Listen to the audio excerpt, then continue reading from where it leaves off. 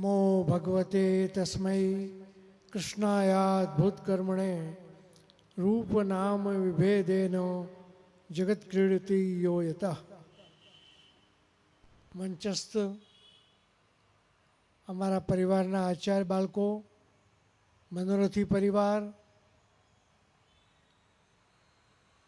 એવં પ્રિય વૈષ્ણવજનો, ખૂબ જ આનંદનો વિષય છે. આજનો શુભ દિવસ શ્રી ગુસાઈજી પ્રભુચરણોનો પ્રાગટ્ય મહોત્સવ અને એના ઉપલક્ષ્યમાં છેલ્લા 2 દિવસથી ચિરંજીવ વજરાજ બાવા દ્વારા વલ્લભાખ્યાનનું રસપાન પણ વૈષ્ણવને સાંભળવા મળ્યું.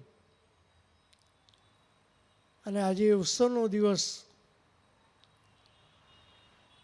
એક મહાન અદ્ભુત આચાર્ય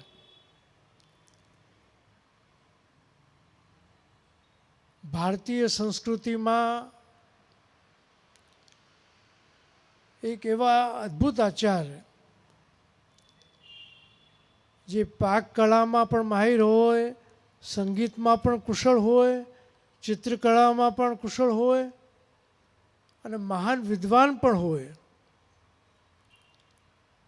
જેમના માટે નામરત્નાખ્યાનમાં કહેવાયું ગીત સંગીત સાગરાય નમઃ. એવા મહાન આચાર્ય શ્રી ગુસાઈજી, શ્રી વિઠ્ઠલનાથજી.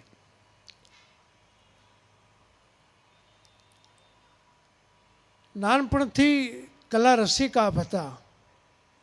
દરેક કળાઓમાં આપને શોખ હતો.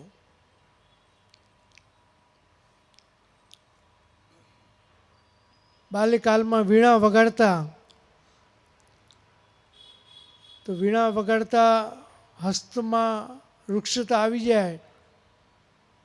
શ્રી આચાર્યજીએ જોયું અને કહ્યું કે બાવા આનાથી પ્રભુને શ્રમ પડે, તો એમને વીણાવાદન છોડી દીધું.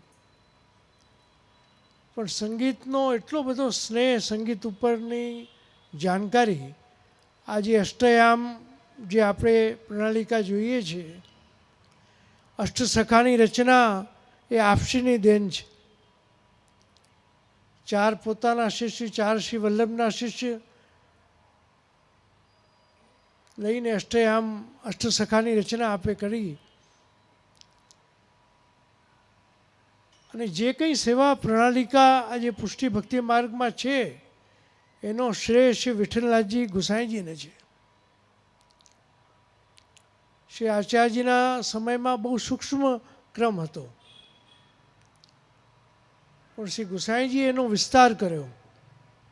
16 કળાએ શણગાર્યો છે પુષ્ટિ ભક્તિ માર્ગને. એમ કે આપના વખતમાં રાજસ, તામસ, સાત્વિક ત્રણેય પ્રકારના જીવો શિષ્ય થયા. રાજા મહારાજાઓ પણ આવ્યા. અનેક પ્રકારનું દ્રવ્ય પણ આવવા લાગ્યું. તો એનો વિનિયોગ આપે સેવામાં કર્યો. રાગ, ભોગ અને શૃંગાર, આ ત્રણેયનો સમન્વય આપે કર્યો. રાગ દ્વારા પ્રભુ જાગે, રાગ દ્વારા આરોગે, રાગ દ્વારા પોઢે. સમય સમયના રાગ જુદા, પ્રણાલિકા જુદી, સમય સમયના ભોગ આદિ જુદા. કારણ કે આ પાક કળામાં પણ આપ માહિર હતા, શિંગાર કળામાં પણ પ્રવીણ હતા. તો એવો સુંદર સમન્વય સેવા પ્રણાલિકામાં આપે કર્યો. નહીં તો તમે લૌકિકમાં જુઓ કે જે માણસ રાગ ભોગમાં ડૂબી જાય તો એ ચલાયમાન થઈ જાય, વિચલિત થઈ જાય. પણ એ રાગ અને ભોગનો સમન્વય ભગવત સેવામાં કરીને એને ઉદ્ધારકારક આપે બનાવી દીધું. અને પુષ્ટિ ભક્તિ માર્ગને એવો સુંદર નિખાર આપ્યો કે કોઈ પણ પ્રકારનો જીવ હોય, જેને કોઈ પણ પ્રકારનો શોખ હોય, સંગીતનો હોય, કળાનો હોય, પાક કળાનો હોય, બધાને રુચિ થાય પુષ્ટિ માર્ગ માટે. ત્યાંના દર્શન કરીને ભોગ ઇત્યાદિના દર્શન કરીને પણ રુચિ થાય. અહીં સુધી કે આપસી તો જે વૈષ્ણવને બ્રહ્મ સંબંધ આપતા અને જેને ઠાકોરજી પધરાવી આપતા એને આપ પૂછતા કે તને શેનો શોખ છે? કોઈ કે જે મને પાક કળાનો છે, કોઈ કે ચિત્રકળાનો છે, કોઈ સંગીતનો છે, તો બહુ પ્રસન્નતાથી આ પધરાવતા.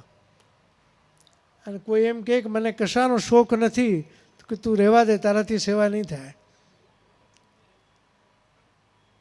એટલે જે રહેલા શોખને ભગવત સેવામાં અંગીકાર કરાવે એ ઉદ્ધારકારક થઈ જાય. એટલો સાહિત્યમાં આપ પ્રવીણ હતા. આપના બનાવેલા દિવ્ય ગ્રંથો આપના જીવનના દિવ્ય પ્રસંગો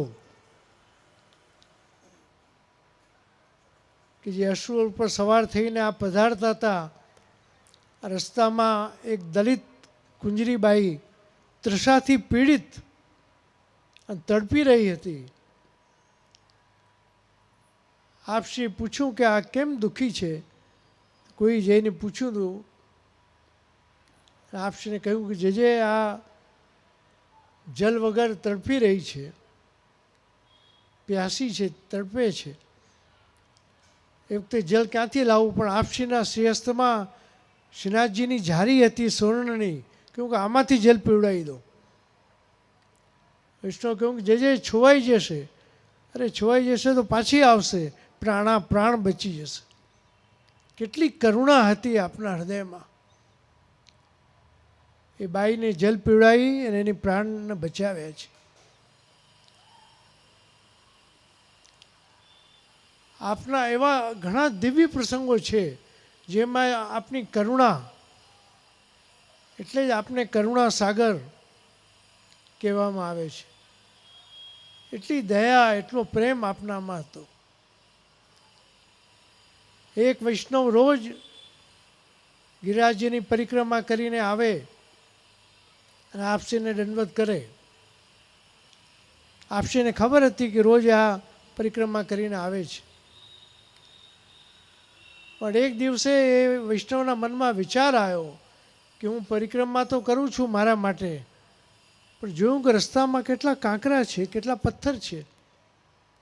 લાવ આજે આ માર્ગને હું સાફ કરી દઉં.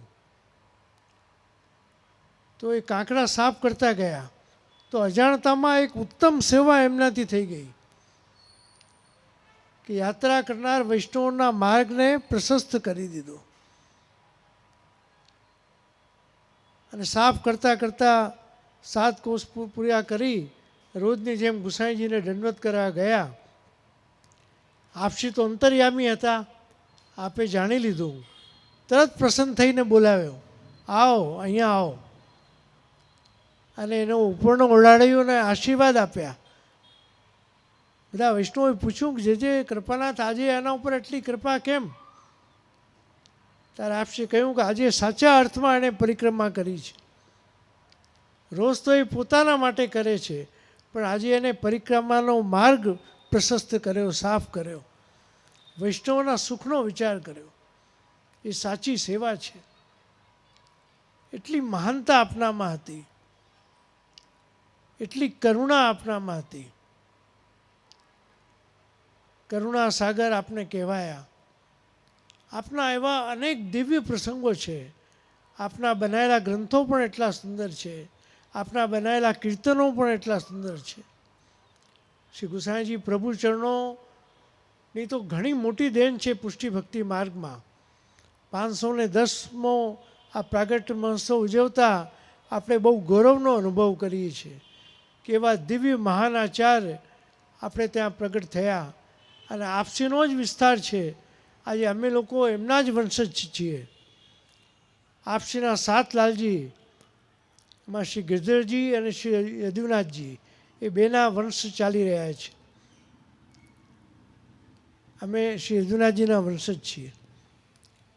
એ પ્રતાપ શ્રી ગુસાઈજીનો છે.